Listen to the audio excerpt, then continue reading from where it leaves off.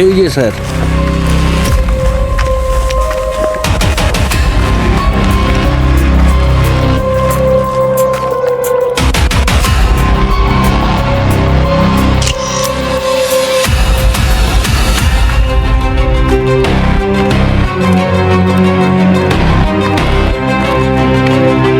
ওয়ার্কারদের ডাকো, আগে বডি বের করো।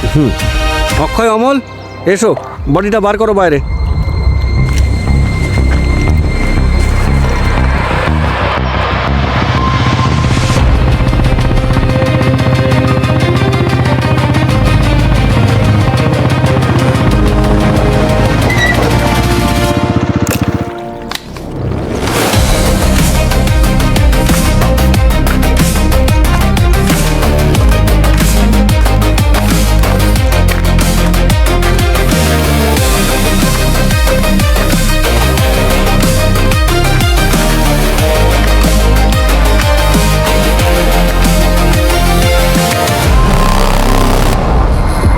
দুটো কারণে খুনি ভিকটিমের ধর থেকে মাথাটা আলাদা করে দেয়।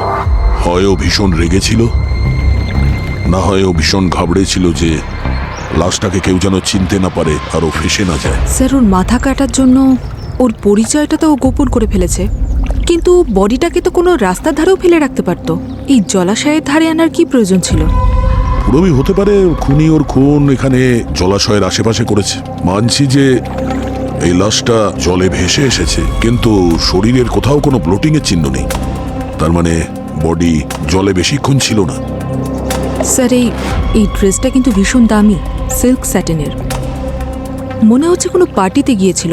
পুরোই একটা ব্যাপার নোটিস করেছো? এই যে ও ভেতরে যে ড্রেসটা পরে আছে ওটা ওয়ান পিস, আর ওপরে ব্র্যান্ডেড যে জ্যাকেটটা পরেছে হুডি দেওয়া, এটা কোথাও ম্যাচ করছে না। আচ্ছা, ও জ্যাকেট কেন পরবে ওয়ান পিসের ওপরে? স্যার, হতে পারে হয়তো ও কোনো পাবলিক ট্রান্সপোর্ট ইউজ করছিল, আর ও ড্রেসটা রিভিলিং ছিল, তাই নিজেকে ঢাকার জন্য পরেছিল। কিন্তু ও লুকোতে কি চাইছিল? নিজের ড্রেসকে, না নিজের পরিচয়, না নিজের চেহারা?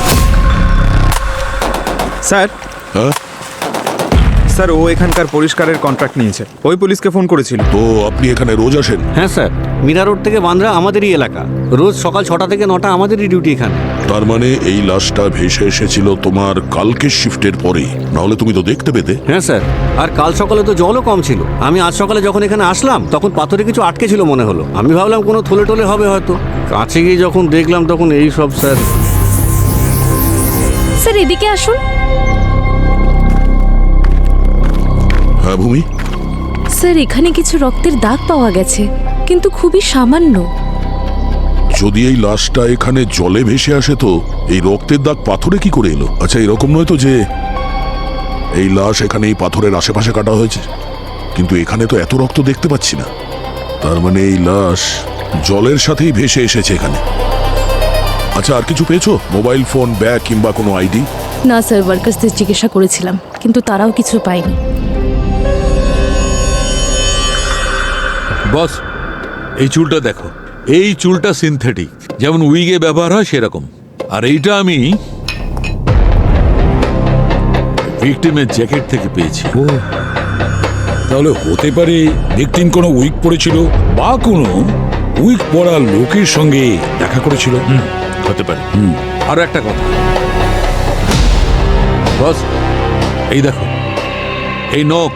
এই নখটাও আসল নয়, নকল। ভালো করে দেখো, খুব অদ্ভুত ভাবে মুড়ে আছে, দেখতে পাচ্ছ? আর ওর নখ আর ওর আঙুলের চামড়ার মাঝখান থেকে আমি এইটা পেয়েছি। এতে পিচ আর সিমেন্ট মিশে আছে। কি বলছো, পিচ? বস, আমার মনে হয় ভিকটিম খুব জোরে এই পিচটাকে ধরেছিল, চেপে ধরেছিল। কিন্তু এই লাশটাকে তো আমরা জলাশয়ের আশেপাশে পেয়েছি, সেখানে পিচ জাতীয় কিছু ছিল না। তার মানে স্যার খুন কোনো রাস্তায় হয়েছে, তারপর ও লাশটাকে ওরা জলে ফেলে দিয়েছে। সালুকে স্যার, ডেড বডির পাশে যে রক্তের দাগ পাওয়া গেছিল তার ব্যাপারে আপনি কি বলবেন? ওর একটা ঘটনা আছে, আমি বলছি। ব্যাপারটা হচ্ছে ব্লাড ক্লটিং শুরু হয়েছিল। ইনফ্যাক্ট মেডিকেল টার্মে একে লিভার মর্টিস বলে। এতে কি হয়, ব্লাড ক্লট হতে শুরু করে, আর মানুষের যদি কেটেও যায় তবে রক্ত বেরোয় বটে, কিন্তু পড়ে না। আর ওই লিভার মর্টিসের জন্যই রক্তের ছাপ পাওয়া গেছে। তাহলে কজ অফ ডেথটা কি? জলে ডোবা নাকি গলা কেটে খুন। জলে ডুবে তো এর মৃত্যু হয়নি, কারণ এর ফুসফুসের মধ্যে আমি একটুও জল পাইনি। আর এর মৃত্যু রাত 1টা থেকে 5টার মধ্যে হয়েছে। কজ অফ ডেথটা কি সেটা এখনো জানতে বাকি আছে। আরো একটা কথা,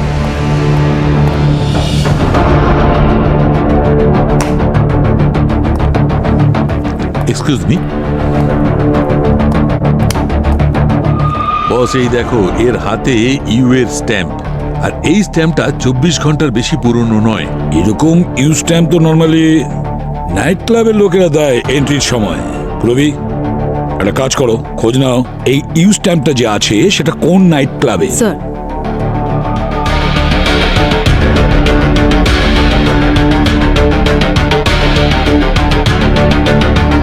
স্যার এই স্ট্যাম্পটা তো কোনো ক্লাব ইউনিভার্সের। Club universe?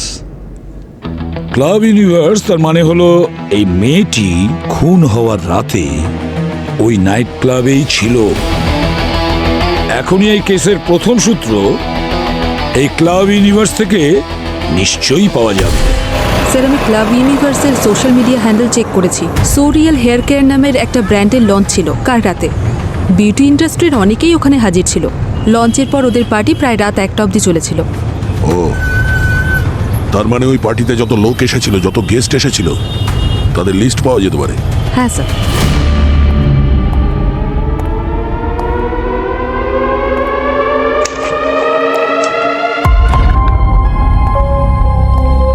হ্যালো স্যার, আমি অমিত, ইউনিভার্স ক্লাবের কো ওনার, আর ও সমিতা, হাই। সোরিয়ালের ব্র্যান্ড ম্যানেজার, যে এই গোটা ইভেন্টটা সামলেছিল। স্যার, আমরা কোনো ঝামেলায় জড়িয়ে যাইনি তো? এখনো নয়। আপনাকে যে ডিটেলটা রেডি রাখতে বলেছিলাম সেটা রেডি আছে? হ্যাঁ ম্যাম, ব্র্যান্ড লঞ্চ কাল শুরু হয়েছিল রাত 8টায় বল রুমে। 350 লোক অ্যাটেন্ড করেছিল, যার মধ্যে 200 জন মহিলা ছিলেন। এখানে সবার রেজিস্ট্রেশন ডিটেলস আছে। 10টার পর আমরা অন্য একটা হলে পার্টি থ্রো করেছিলাম। যারা অ্যাটেন্ড করেছিল সবার হাতেই স্ট্যাম্প মারা হয়েছিল। মোটামুটি 100 জন ছিল পার্টিতে। আর এই পার্টিতে মহিলা কতজন ছিল? ম্যাম 50 তো হবেই। এক্স্যাক্ট নাম্বার নেই, কারণ পার্টিতে যারা এসেছিল তাদের আলাদা করে কোনো রেজিস্ট্রেশন হয়নি। আচ্ছা, ওই পার্টিতে কোনো ঘটনা, মানে কারোর সাথে কারোর কোনো ঝগড়া টগড়া হয়েছিল জানেন? ঘটনা বলতে ওই কিছুজন বেশি ড্রিঙ্ক করেছিল, আর কয়েকজন লোক ছিল যারা নিজের ড্রিঙ্ক অন্যদের গায়ে ঢেলে দিয়েছিল। কিন্তু এগুলো তো পার্টিতে নর্মাল স্যার। আর ভেন্যুতে ওই সিসিটিভি ক্যামেরা কতগুলো লাগানো ছিল? স্যার 22টা, 12টা বলরুমে আর 10টা পার্টি হলে। ওই হলেতে যতগুলো ক্যামেরা লাগানো ছিল তার ফুটেজ চাই আমাদের। Sure sir. দেখা তো যাক যে সবকিছু নর্মাল ছিল কিনা।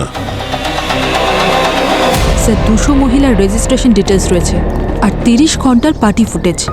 পুরবী অন্ধকার যতই গভীর হোক না কেন, আমরা যে কোনো উপায়ে ভিকটিমের পরিচয় বার করবই।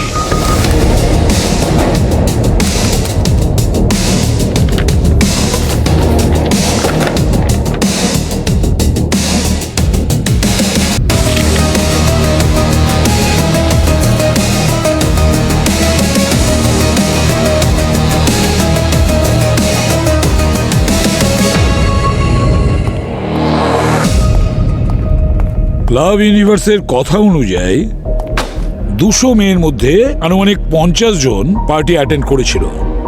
আর আমাদের কাছে ভিকটিমের এই রঙের ড্রেস তো আছেই।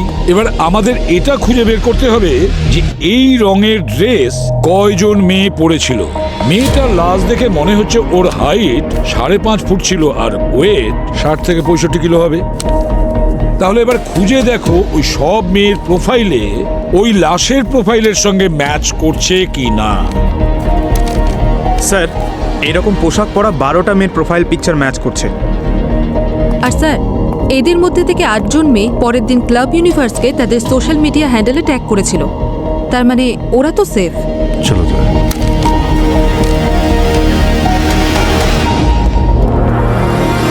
স্যার, বাকি সমস্ত মেয়েদের ভেরিফাই করে নিয়েছি, শুধু এদের 2 জন ছাড়া। এরা দুজনেও সেম ড্রেস পরেছিল আর এদের দুজনেরই ফোন অফ। বিনিতা আর আলিশা। বিনিতা আর আলিশা, একটা কাজ করো, ক্লাব ইউনিভার্সের পার্টিতে এদের দুজনের ফুটেজ চেক করো, পুরো ফুটেজটা ভালো করে চেক করো। দেখো এরা দুজন কখন এসেছে, কখন গিয়েছে, কার কার সঙ্গে দেখা করেছে, সব কিছু। আমাদের ভিকটিম নিশ্চয়ই এই দুটো মেয়ের মধ্যে একজন হবে, বিনীতা আর আলিশা।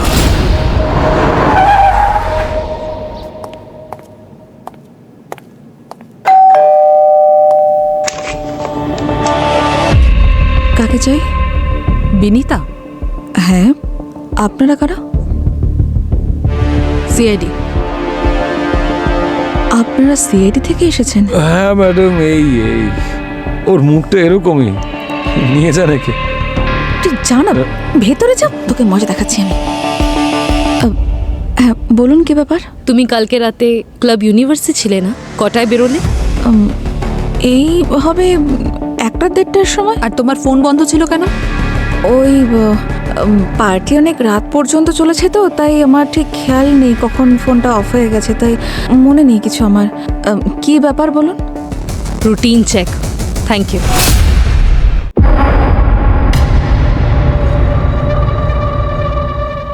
মানববাবু, ইনি আপনার স্ত্রী? হ্যাঁ স্যার, এ আলিশা। লাস্ট নাইটের ইভেন্টেরই ভিডিও মনে হচ্ছে। শেষবার কখন কথা হয়েছিল আপনার আলিশার সঙ্গে? কাল যখন ও সোরিয়াল ইভেন্টের জন্য তৈরি হয়ে বেরোচ্ছিল তখনই। অ্যাকচুয়ালি স্যার, আমাদের স্যালনও ইনভিটেশন পেয়েছিল, আর আমাদের জন্য এটা বেশ বড় ব্যাপার। অ্যাকচুয়ালি আমি বেশ ব্যস্ত ছিলাম, সেই জন্য একাই গেল। তাহলে ইভেন্টের পর অনেক রাত পর্যন্ত যখন উনি বাড়ি ফেরেননি তখন আপনি ফোন করেছিলেন তো ওনাকে? না স্যার, অ্যাকচুয়ালি কি বলুন তো, পার্টিটা তো বেশ রাত অবধি হওয়ার কথা, এবং ওর একজন বন্ধু এসেছিল বাইরে থেকে, যার কাল রাত্রে মুম্বাইতে থাকার কথা।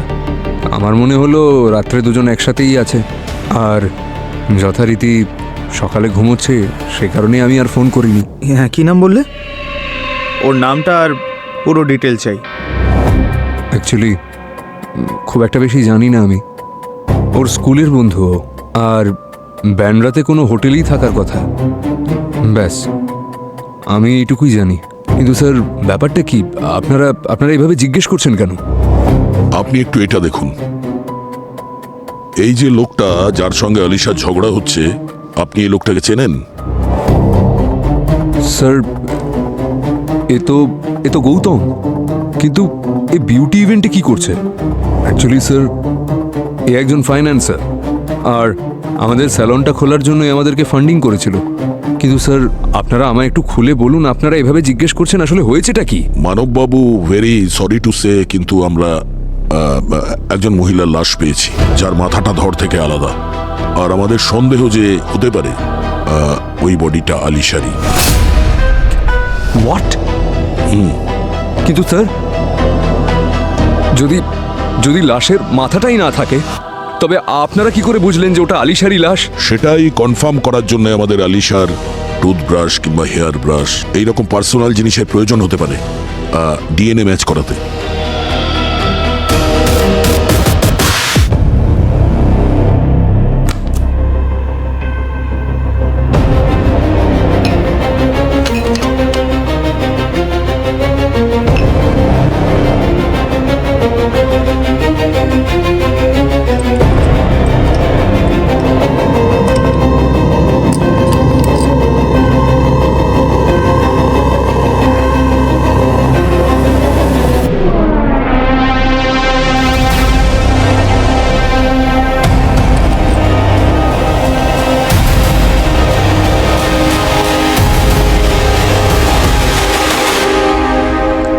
হ্যাঁ বস, আমি এই টুথব্রাশ থেকে যে ফিঙ্গারপ্রিন্ট পেয়েছি সেটা ভিকটিমের ফিঙ্গারপ্রিন্টের সঙ্গে ম্যাচ করেছে। তার মানে এই ডেড বডিটা আলিশারই বডি। এই আলিশা আর মানবের স্যালনের জন্য ফান্ডিং আপনি করেছিলেন? আগে হ্যাঁ, 30 লাখ টাকা। ওই 6 মাস আগে কিছু আমাদের ওই পুনা আর আহমেদাবাদে একটা ফ্র্যাঞ্চাইজি খুলতে চেয়েছিল। এখন দেখুন 1 বছর হয়ে গেল, না টাকা পয়সা ফেরত দিল, না ফ্র্যাঞ্চাইজি খুললো। তাহলে রাগ তো খুব হয়েছে আপনার? রাগ তো খুবই হয়েছিল, তবে নিজের ওপর। অনেস্টলি স্যার, আমি ভেবেছিলাম যে ইয়াং কাপল, অ্যাম্বিশাস, আমার সাপোর্ট করা উচিত, কিন্তু দেখলাম দুজনেই ফ্রড। আর যখন আমার অফিস থেকে ওদের বারবার ফলো আপ করলো, তখন অবশ্যই আমাকে আলিশা ফোন করেছিল, বললো আমার সঙ্গে একা দেখা করতে চায়। কোথায়? ক্লাব ইউনিভার্সে? আগে হ্যাঁ স্যার। বলতে কি চাইছিল? স্যার ও চাইছিল যে আমি ওর নিজের ইন্ডিপেন্ডেন্ট ব্র্যান্ডে ইনভেস্ট করি। নিজের, তার মানে মানবকে ছাড়া? আগে হ্যাঁ স্যার, কিন্তু আমার মনে হচ্ছিল যে ওদের বোধহয় ডিভোর্স হতে চলেছে। অদ্ভুত একটা ফ্রাস্ট্রেটেড লাগছিল ওকে। বলছিল যে আমি মানবের দয়ায় বেঁচে নিই, যদি আমি না থাকতাম তাহলে মানব এই বিজনেস কবে লাঠে তুলে দিত। কিন্তু আপনারা এসব কথা আমাকে জিজ্ঞেস করছেন কেন? আপনি ওই ক্লাব ইউনিভার্স থেকে একা বেরিয়েছিলেন নাকি ওর সঙ্গেই? না স্যার, যখন আমি ফান্ডিং করতে রাজি হলাম না তখন ও সেখান থেকে রেগে বেরিয়ে যায়। তারপর 15 মিনিট পর যখন বেরোলাম তখন ও ট্যাক্সির জন্য ওয়েট করছিল। আমি বললাম যে আমি ওকে বাড়ি ছেড়ে দিতে পারি, কিন্তু রাজি হলো না। কত টাইম হয়েছিল তখন? আর আচ্ছা, ট্যাক্সির জন্য যখন ওয়েট করছিল তখন ওই জ্যাকেট মানে হুডিটা পরেছিল? হুডি না স্যার, হুডি তো ও পরেনি, কিন্তু হ্যাঁ ওর ব্যাগটা পড়ে গিয়েছিল আর ব্যাগের থেকে একটা জ্যাকেট বেরিয়ে পড়েছিল। ও তাড়াতাড়ি জ্যাকেটটা ভেতরে ঢুকিয়ে নেয় আর বলতে থাকে ট্যাক্সি বা অটোতে জ্যাকেট পরে থাকাটা অনেক সেফ। আর স্যার যদি টাইমের কথা বলেন তাহলে প্রায় 12:30 নাগাদ আমি বেরিয়ে পড়ি। কিন্তু স্যার আপনি এসব কথা আমাকে জিজ্ঞেস করছেন কেন? আবার ওই হাজব্যান্ড ওয়াইফ কিছু ফ্রড করেছে নাকি? একটা মার্ডার কেস হয়েছে। কালকে মীরা রোডে একটা খালের পাশে আমরা আলিশার বডি পেয়েছি। ও মাই গড! আর আশ্চর্যের বিষয় হলো এটাই যে ওর দেহ থেকে মাথা বিচ্ছিন্ন ছিল। হোয়াট? আসলে আলিশার সঙ্গে শেষবার আপনিই দেখা করেছিলেন, তাই যতক্ষণ না এই কেসটা সলভ হচ্ছে আপনি শহরের বাইরে যাবেন না। Okay sir.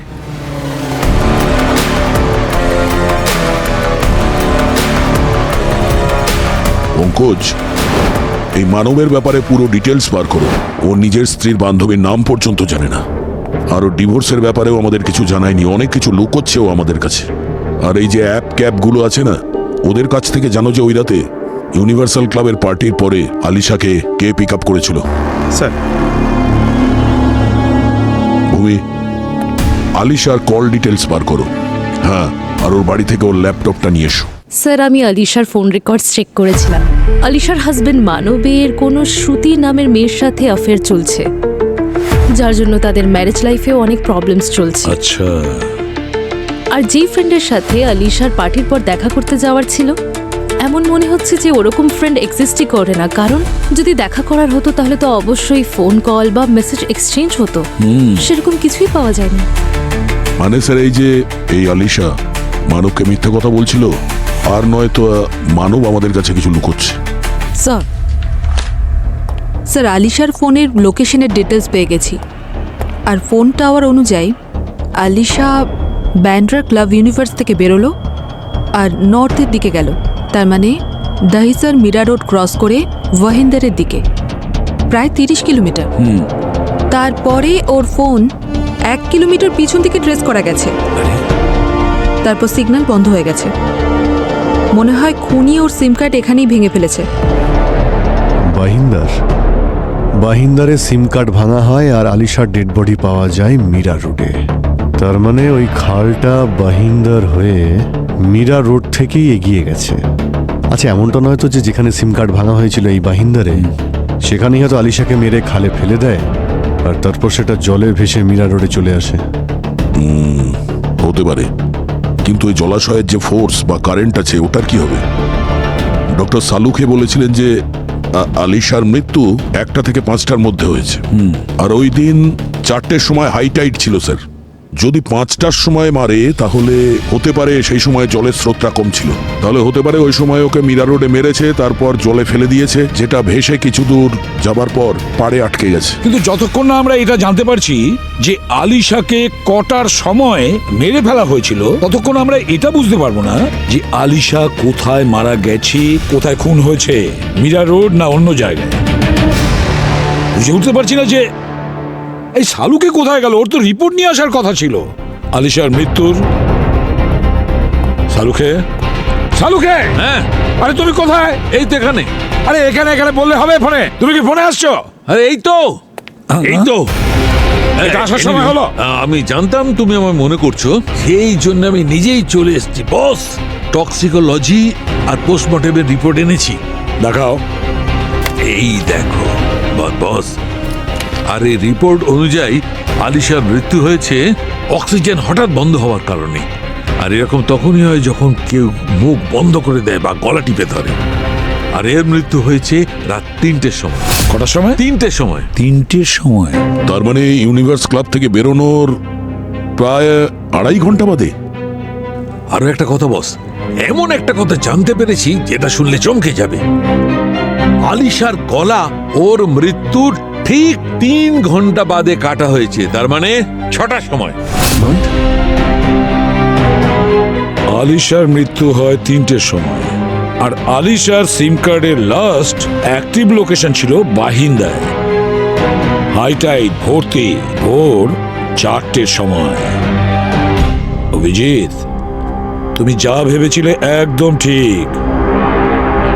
আলিশাকে ওই জায়গাতেই মারা হয়।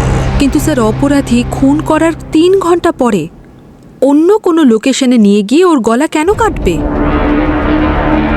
তাহলে এর মধ্যে দুজন যুক্ত নয় তো? আর যদি তাই হয় স্যার, তাহলেও এই 3 ঘন্টার গ্যাপ কেন গলা কাটার মধ্যে? স্যার কুইক ক্যাব থেকে আলিশা একটা রাইড বুক করেছিল ওর গন্তব্যে পৌঁছানোর জন্য। ওখানে অনেকগুলো ছোট ছোট কারখানা আছে স্যার। ওখানে একটা উইগ মেকিং কারখানাও আছে স্যার। ডক্টর সালুমকে যে চুলের কথা বলছিলেন ডেড বডি থেকে যেটা পাওয়া গেছিল, হয়তো এই দুটোর মধ্যে কানেকশন থাকতে পারে স্যার। কিন্তু পঙ্কজ, আলিশা তো স্যালনেও কাজ করতো, তাই না? হতে পারে ওই সিনথেটিক চুল ওখান থেকেই লেগে যায়। কিন্তু চুল তো আমরা জ্যাকেট থেকেই পেয়েছিলাম, তাই না? কিন্তু ওই জ্যাকেটটা তো পার্টিতে পরেনি, আর না ও স্যালনে পরে কাজ করেছে। মানে পার্টি থেকে বেরোনোর পরে যা কিছু হয়েছে তার সঙ্গে চুলের সম্পর্ক রয়েছে। পঙ্কজ, হ্যাঁ স্যার। আলিশা যে ক্যাবে ট্রাভেল করেছিল সেই ড্রাইভারের সঙ্গে তুমি কথা বলেছো তো? হ্যাঁ স্যার। ও কি বলেছিল তোমাকে? স্যার ও তো বলছিল যে ও খুব রেগে ছিল, আর ও ক্যাব থেকে নাবা মাত্রই ওর হুডি বের করলো আর শেডস বের করে পরে তারপর সেখান থেকে চলে গেল। আচ্ছা, একটা কাজ করো, শ্রীবাস ইন্ডাস্ট্রিয়ালিস্টে গিয়ে ওখানে যে উইক ফ্যাক্টরি আছে খোঁজ নাও। আলিশা ওই উইক ফ্যাক্টরিতে কার সঙ্গে দেখা করতে গিয়েছিল?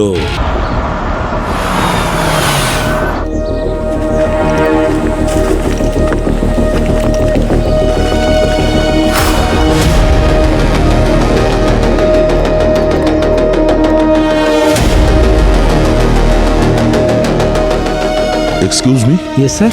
একটু ছবিটা দেখুন, একে চেনেন? না স্যার। আচ্ছা, একে কোথাও দেখেছো? না।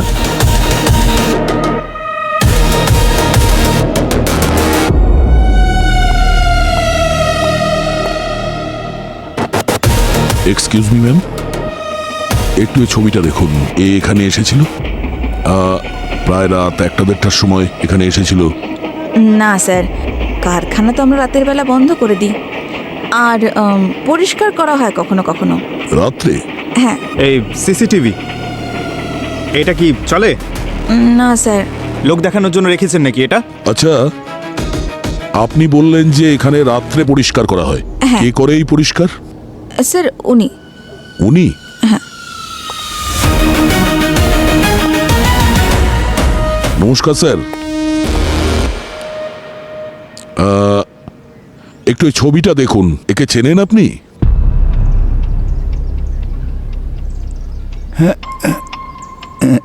খুব মিষ্টি বাচ্চা তো, কিন্তু ফটোতে খুব একটা ভালো লাগছে না। আর এর তো দেখুন 2টো কানের দুল থাকার কথা, তবে একটা কোথায় গেল? কান দেবেন না স্যার, উনি একটু। ও, এই এই কানের দুল একটাই ছিল? হ্যাঁ, একটাই ছিল। আচ্ছা, শেষবার কখন দেখেছিলেন ওকে? আজ সকালে। এই বাচ্চাটার স্কুটারে বেড়ানোর খুব শখ ছিল, সেই জন্য ওকে বেড়ানোর জন্য নিয়ে এসেছিলাম। তারপর একসঙ্গে বেরিয়ে বাড়ি ফিরিয়ে দেবো আবার। এখনো কোথায় আছে কাকা? আচ্ছা, এই এই স্কুটারটা আপনার? হ্যাঁ, আমার স্কুটার। হ্যাঁ, মেয়েটা খুব ভালোবাসতো। আচ্ছা। আর ওকে ওকে আনন্দ দেওয়ার জন্য নিয়েছিলাম এটা। হ্যাঁ, আমার মিষ্টি পাখি, দুষ্টু পাখি, দুষ্টু মিষ্টি উড়ন্ত পাখি। আমার খুব প্রিয় ওই দুষ্টু পাখিটা। লোকজন বলছে ওকে নাকি পাওয়া যাবে না।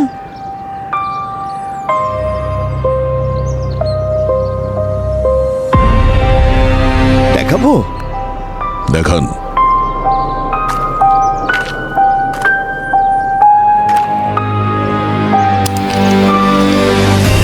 কাকাই বক্সে কি আছে? হ্যাঁ, আমার মিষ্টি পাখি, দুষ্টু পাখি, আমার দুষ্টু মিষ্টি উড়ন্ত পাখি, কি মিষ্টি বাচ্চা আমার।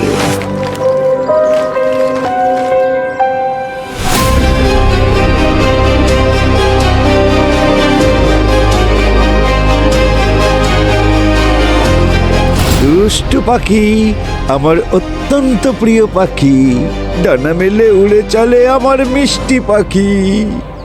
সবাই বলছিল যে মোটেই পাওয়া যাবে না, কিন্তু এসেছে না, দাদুর কাছে এসেছো না মিষ্টি পাখি। এটা আপনি কোথায় পেয়েছেন কাকা? ওই যে ওই দূরের ওই জায়গায় শুয়েছিল, আমি কাছে গিয়ে তুলি, কিন্তু ওর কাপড় চোপড় খুব নোংরা হয়ে গিয়েছিল। প্রথমে ভাবলাম ওকে বাড়িতে নিয়ে গিয়ে খুব ভালো করে একেবারে পরিষ্কার করে দিই, কিন্তু অনেক চেষ্টা করলাম ওকে তোলার, কিন্তু ও আমাকে চিনতেই যেন পারছিল না। বড় হয়ে গিয়েছিল তো, তারপর আমি ওকে ছোট করে দিয়েছিলাম।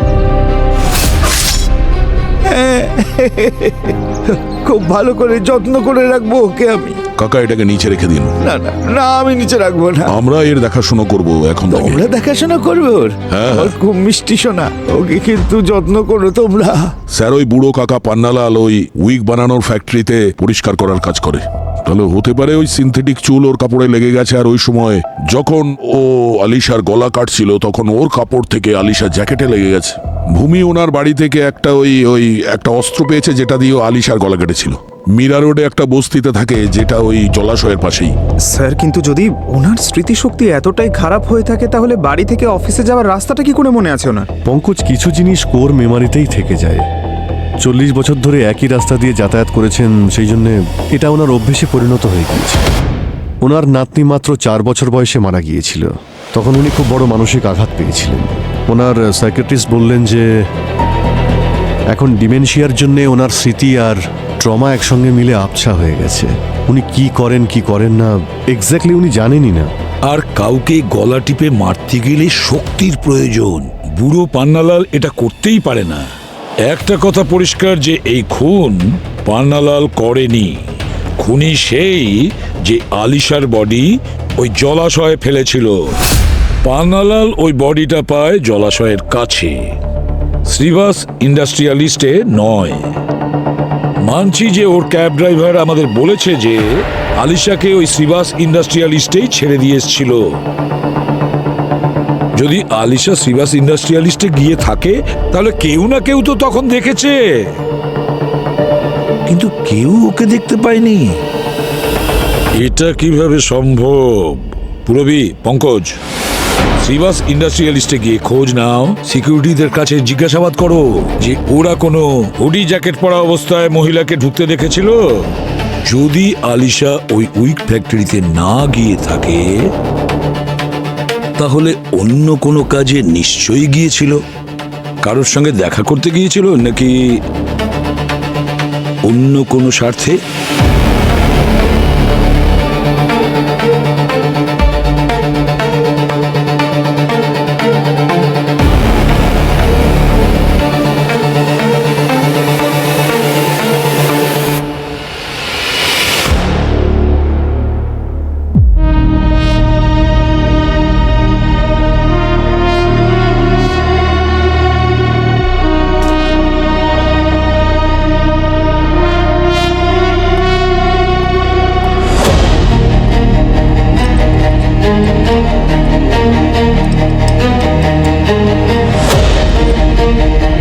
বস, এইটা হচ্ছে একটা হিউম্যান ফ্লেশের টুকরো যেটা আমি মুখের ভেতর দাঁতের ফাঁকে পেয়েছি।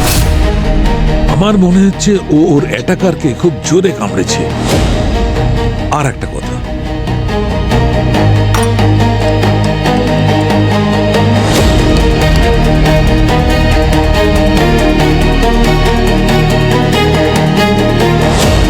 এই দেখো বস, এই চিহ্নটা এখানে, এই খুব ছোট ছোট চিহ্ন হীরের মতো, মাঝখানে ক্র্যাক, আর এই ছোট ছোট দাগগুলো ঠিক যেন আংটির চিহ্ন।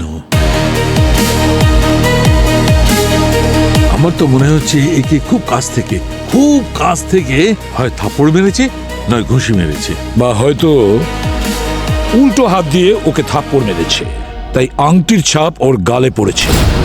তাহলে এটা কোল্ড ব্লাডেড কিলারের কেস নয়, ডোমেস্টিক ভায়োলেন্সের কেস। স্যার আলিশার স্বামী মানব, ওর হাতেও এইরকম আংটি ছিল স্যার।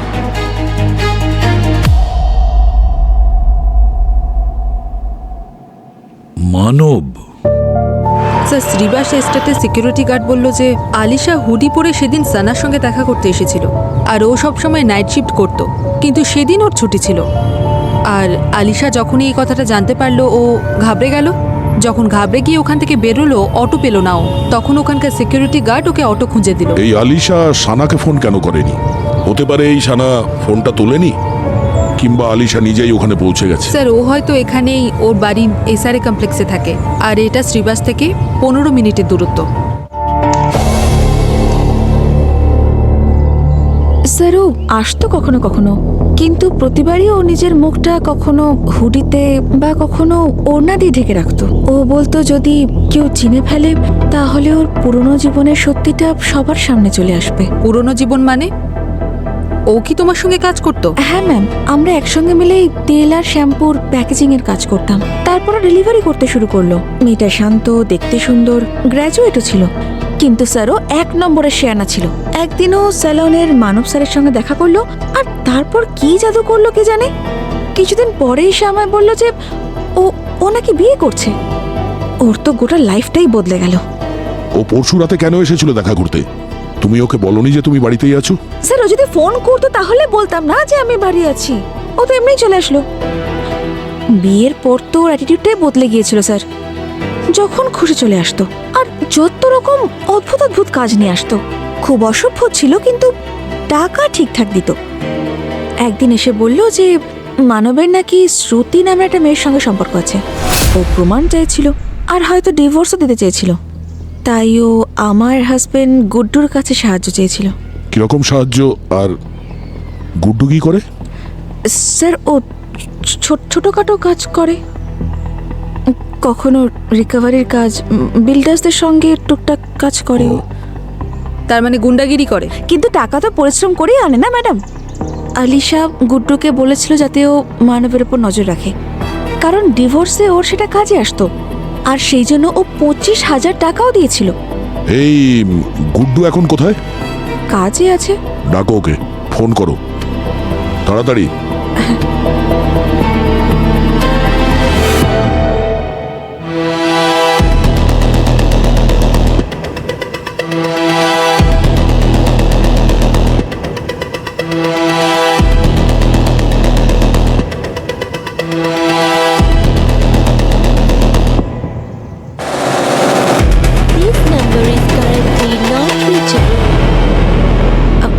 ম্যাম ফোনে পাচ্ছি না, আউট অফ নেটওয়ার্ক এরিয়া বলছে।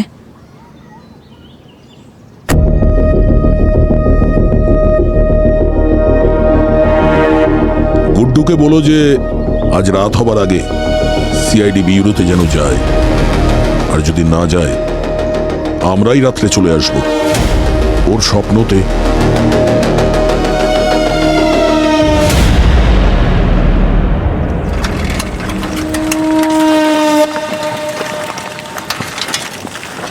রবি,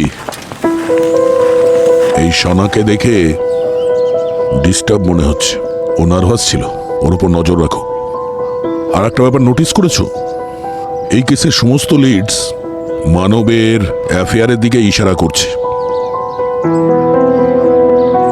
চলো।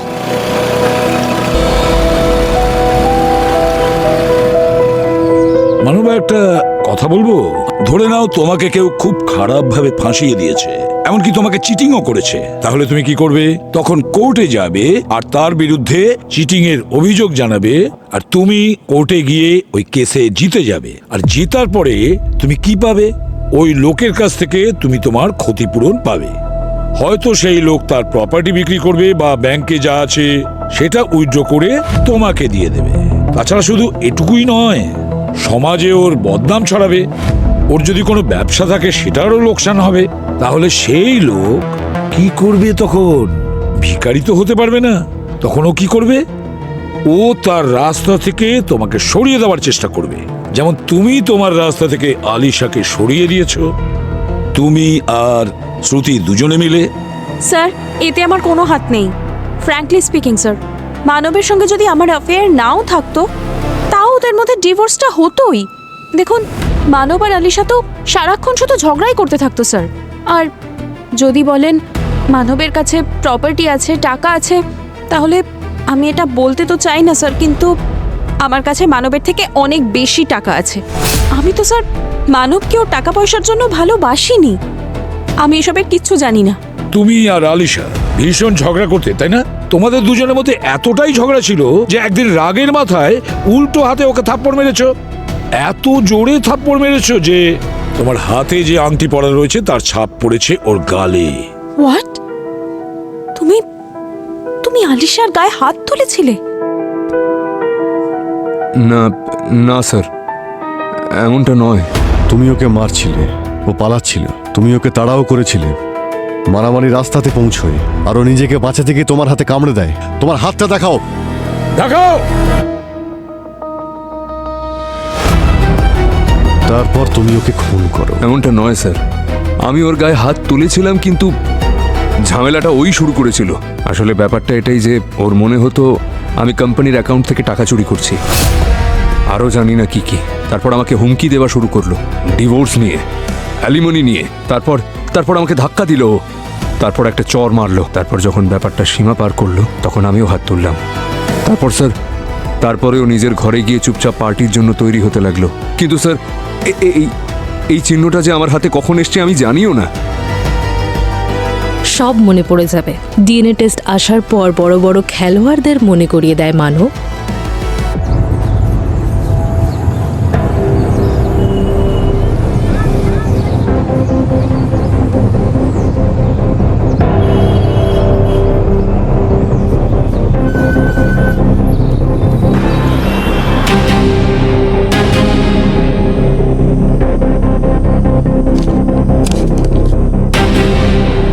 স্যার, আমার ইনফর্মার বলছিল মানব যার সঙ্গে দেখা করে ওর নাম প্রতীক।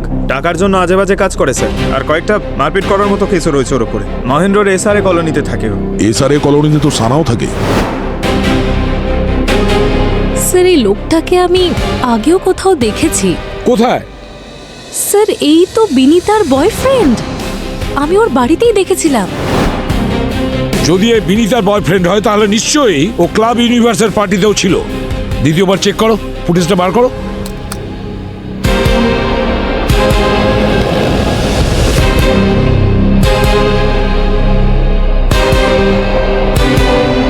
তাহলে এই প্রতীক আলিশার উপরে ড্রিঙ্ক ফেলেছিল।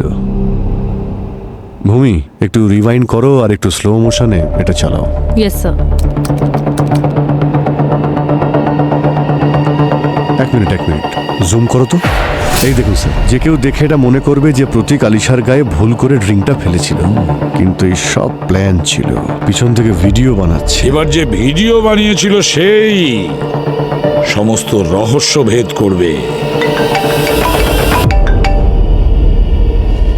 হ্যাঁ পুরবি, ও গ্রেট। ঠিক আছে স্যার, এই ভিডিও বানানো শিল্পীকে পাওয়া গেছে। এবার টের পাবে।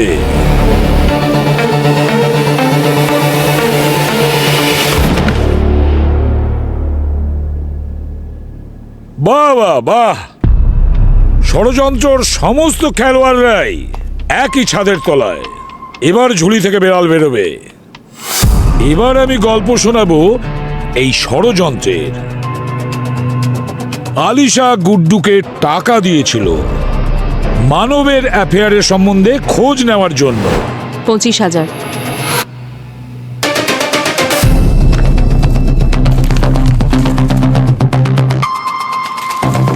আমার হাজবেন্ড মানবের উপর তোমায় নজর রাখতে হবে। ও কোথায় যায়, কার সঙ্গে দেখা করে, কার সঙ্গে কথা বলে, প্রতিটি জিনিসের খবর চাই আমার, উইথ প্রুফ। মানব তো ওর থেকেও বেশি শেয়ানা। ও গুড্ডুকে ডবল টাকা দিয়েছিল আলিশার অ্যাফেয়ারের ব্যাপারে জানবার জন্য, কারণ ও আলিশাকে অ্যালিমনি দিতে চায়নি। তাই না মানব? কিন্তু এদিকে আলিশার তো কোনো অ্যাফেয়ার ছিলই না, তখন এই ষড়যন্ত্রে এন্ট্রি নেয় প্রতীক বাবু। প্রতীক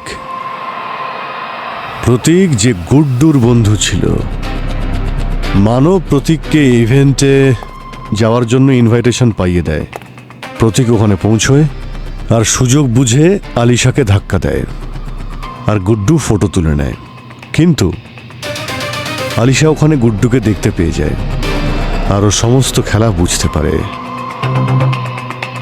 আর আলিশা রেগে গিয়ে সানার সাথে দেখা করতে গেল, গুড্ডুকে ভাড়া করার জন্য নয়, বরং এটা জিজ্ঞাসা করার জন্য যে তুমি ওকে ঠকালে কেন।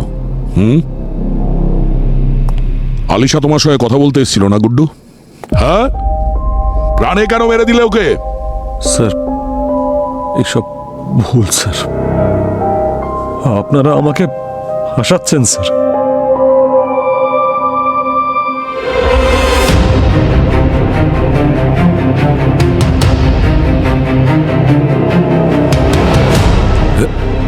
না না না না দয়া, ভুল ভুল ভুল।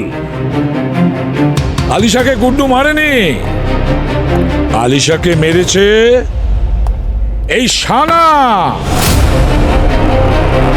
আলিশা সানাকে গুড্ডুর ব্যাপারে অনেক কিছু গোপন কথা বলেছিল, সেটা সানা সহ্য করতে পারেনি, তাই ও গলা টিপে মেরেছে আলিশাকে। আর সানা যখন আলিশাকে গলা টিপে মেরেছে, গুড্ডু কেন সেটা দেখে চুপ করে থাকবে? ও তখন আলিশার বডিটাকে জলাশয়ে ফেলে দিয়েছে, আর আলিশার বডিটাকে লুকিয়ে রাখার ব্যবস্থা করে এই গুড্ডু। আর খুন সানা তুমি করেছো, আলিশাকে তুমি মেরে ফেলেছো। শাস্তি তোমার হবে, কঠোর থেকে কঠোরতম ফাঁসি হবে তোমার। নিয়ে যাও একে, যাও নিয়ে যাও একে, যাও নিয়ে যাও সানাকে। চলো এখান থেকে। স্যার ও কিচ্ছু করেনি, যা কিছু করার স্যার সব আমি করেছি। আমি মেরেছি আলিশাকে। আমি জানতাম যে আলিশা আমাকে ছবি তোলার সময় দেখে নিয়েছে, আর ও আমাকে খুঁজতে খুঁজতে বাড়ি অবধি চলে এলো। স্যার ও ভীষণভাবে রেগেছিল, বাড়ি গিয়ে সানাকে হুমকি দিয়েছিল। আমি তোমাদের শেষ করে দেব, আমি সব জানি। তোমরা আমাকে ডাবল ক্রস করছো না? না আলিশা, তুমি মিথ্যে বলো না, সব জানি আমি। আমি তোমাদের দুজনকে জব দেব বলেছিলাম না? এবার আমিও দেখছি তোমরা জব পাও কি করে। বাট আলিশা, তোমাদের শেষ করে দেব আমি। কথা শোনো, You just Alisha, wait and আমার watch. কথাটা শোনো আলিশা, প্লিজ আলিশা।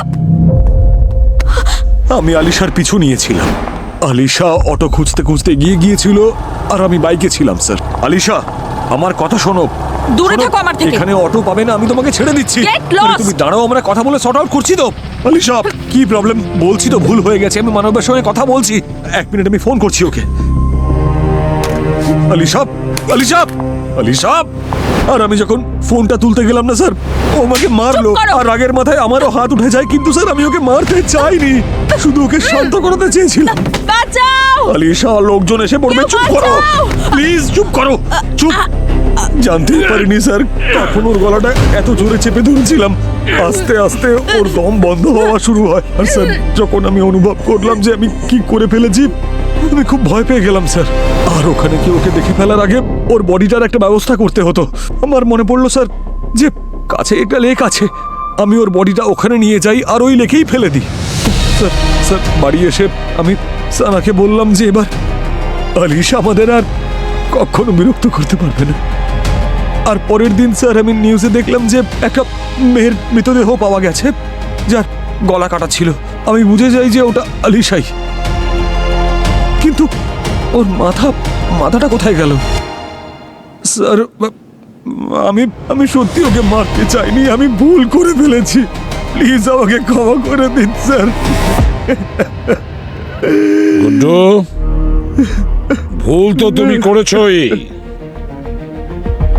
অনেক বড় ভুল। কিন্তু তোমার এই ছোট্ট একটা ভুলের জন্য একটা নিরীহ মেয়ের প্রাণ চলে গেছে। টাকা ইনকাম করা অপরাধ নয়, কিন্তু টাকার লোভে পড়ে তুমি ন্যায় অন্যায় বিচার করতে পারোনি, বুঝেছ? আর তোমার ষড়যন্ত্রে শানা, প্রতীক আর মানব এরাও যুক্ত ছিল। আইন তো তোমাদের চারজনকেই শাস্তি দেবে, আর কঠোর থেকে কঠোরতম শাস্তি দেবে, বুঝেছ? এবার তোমরা জেলের ঘানি টানতে থাকো।